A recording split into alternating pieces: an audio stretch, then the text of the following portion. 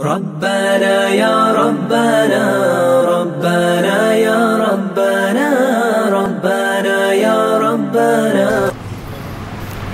یہ آقا کی اپنی اولاد کے ساتھ محبت، یہ آقا کی حسن و حسین کے ساتھ محبت، نبی کریم صلی اللہ علیہ وسلم کے ان سے پیار کے انداز میں ایک جو بہت خوبصورت انداز ہے نا، وہ بہت اہم ہے۔ ہم بھی بچوں کو پیار کرتے ہیں، اور نبی کریم ایک دن ان کو پیار کر رہے تھے، اقرا بن حابس پاس ہی بیٹھے تھے، کہنے لگے میرے تو 10 بچے ہیں، میں نے تو آج تک ان کو اس طرح نہیں چوما جس طرح آپ چوم رہے ہیں۔ نبی کریم کی یہ جو مشہور حدیث ہے اس موقع کی ہے، جو بندوں پر رحم نہیں کرتا اللہ اس پہ نہیں رحم کرتا، لیکن جو ایک خاص انداز ہے نا محبت کا، وہ پتہ کیا؟ نبی کریم صلی اللہ علیہ وسلم نے کہا حسن و حسین گلستان نبوت کے 2 پھول ہیں، گلستان نبوت کے 2 پھول ہیں۔ اور اسی پر بس نہیں کیا، اللہ کی قسم صحیح حدیث میں یہ بات ملتی ہے، کوئی والد اور والدہ اپنے بچے کو ایسا پیار نہیں کر سکتی جس طرح نبی محترم نے اپنے ان 2 نواسوں کو کیا۔ کس طرح؟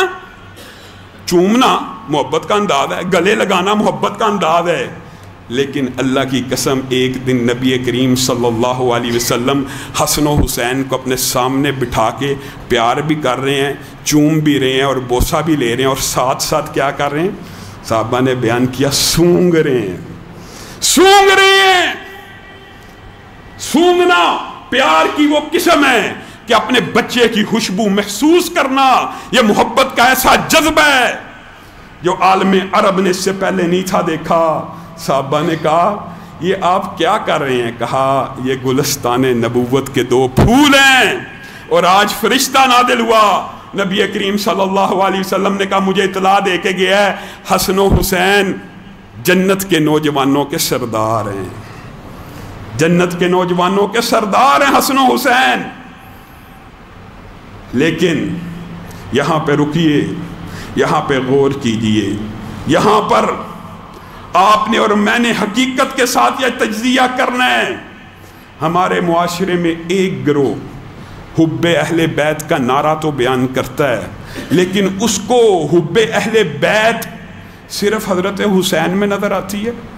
نبی کریم صلی اللہ علیہ وسلم عمر بن العاص کو کہہ رہے ہیں تو مصر فتح کرے گا، ان کا اکرام کرنا، ان کے ساتھ میری سسرالی رشتہ داری ہے۔ رشتہ داری اور قربت کا کیا معنی صرف حسین ہے؟ نبی کریم صلی اللہ علیہ وسلم کے سسر حضرت ابو بکر ہیں، اور افسوس کی بات ہے، افسوس کی بات، دکھ بھی ہوتا ہے ہمارے معاشرے سے علم اس طرح اٹھ گیا ہے۔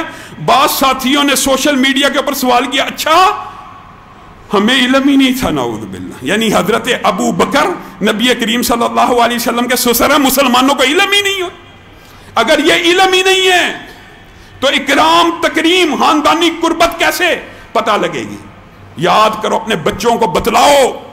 روافظ کا پراپوگنڈا اداروں کے اندر، سکولوں کے اندر اس قدر زیادہ ہے، بچے مشکوک ہو جاتے ہیں، بچوں کو پتہ ہی نہیں کہ حضرت ابو بکر نبی محترم کے سسر ہیں، حضرت عمر نبی محترم کے سسر ہیں۔ اسی پر بس نہیں ہے، حضرت عمر کے ایک سسر اور بھی ہیں۔ تم نے کیا قرابت داری کا خیال کرنا ہے؟ تمہیں کیا خاندان کی شرم؟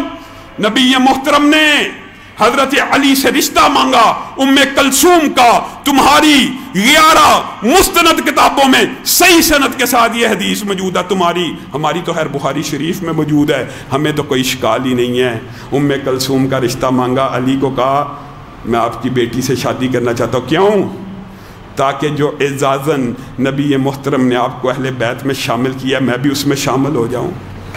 عمر نے حضرت علی کی بیٹی سے شادی کی، ایک وہ نبی کریم کے سسر ہیں، دوسرے حضرت علی کے داماد بھی ہیں، تیسرے عثمان پتہ ہی نبی کریم کے داماد ہیں۔ اچھا رشتہ داری صرف حسین سے ہے؟ رشتہ داری صرف اولاد علی سے ہے؟ یہ باقی جو سسر ہیں یہ نبی کے رشتہ دار نہیں؟ یہ نبی کے اہل بیت نہیں؟ امی عائشہ اہل بیت نہیں؟ امی حفصہ اہل بیت نہیں؟ ام حبیبہ اہل بیت نہیں؟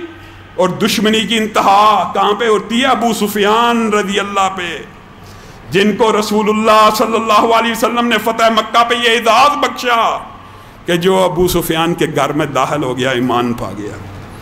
نبی کے سسر ہیں، معاویہ نبی کے برادر ان لا ہیں، تمہیں باقی کوئی خاندان کا بندہ نظر نہیں آتا، تم سمجھتے ہو خاندان ایک ہے اور دعویٰ کرتے ہو کہ ہمیں خاندان سے محبت ہے، اور توہین کرتے ہو ابو بکر و عمر و عثمان کی۔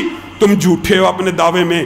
جب تک تم نبی محترم کے سارے خاندان کی اور سارے خاندان کو چھوڑا جائے، جب تک تم نبی کریم صلی اللہ علیہ وسلم کے صحابہ کی عزت و تکریم نہیں کرو گے، ہم تمہیں تمہارے ہر دعوے میں جھوٹا ہی سمجھیں گے۔ اللہ رب العزت جو کہا گیا، جو سنا گیا، اس کو سمجھنے کی توفیق